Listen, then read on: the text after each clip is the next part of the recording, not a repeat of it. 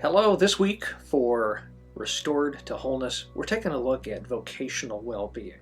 It's a famous Luther quote talking about vocation. It says this, God does not need your good works, but your neighbor does. One of the things that Luther made clear in the Reformation, drawing upon Paul, especially in Ephesians, he draws upon Paul and he makes it really crystal clear that our good works are not something that we do to earn favor with God or earn salvation. So then what are our good works for? Are we then paying God back? Well, we're not doing that either. Instead, it's about what do our neighbors need?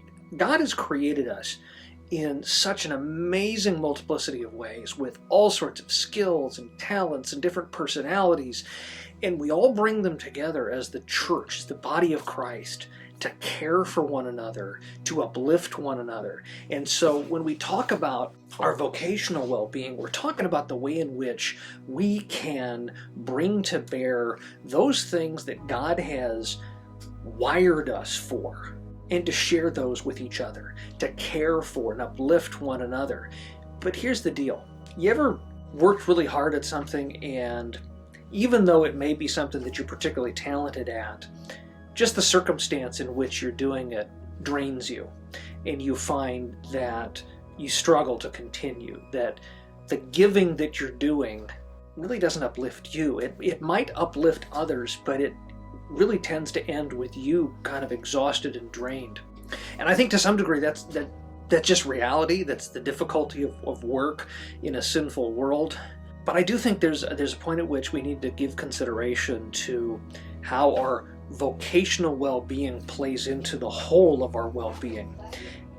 And whether it's vocation in the sense of our employment and our job, or our role as mother or father, son, daughter, husband and wife, friend, neighbor, employer, boss, all these roles, all these elements of our varying vocations.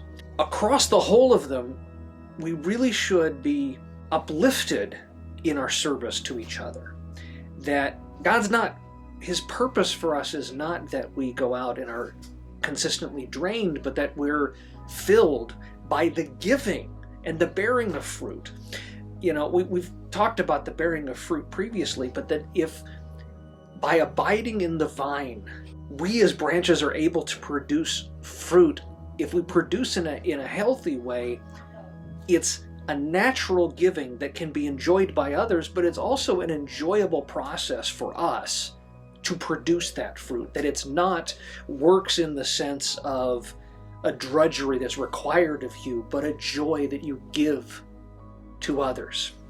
And so I want us to give some thought. On the reflection sheet, there's a couple of questions to help you process through this, but really give some thought this next week to how can you understand the varying vocations that you have, the way in which God has wired you, and how you can, through the sharing of the good works that God has prepared for you to do, bring joy to others, and through the bringing of joy to others, uplift your own spirit and your own overall wholeness and health. Until next time, God bless.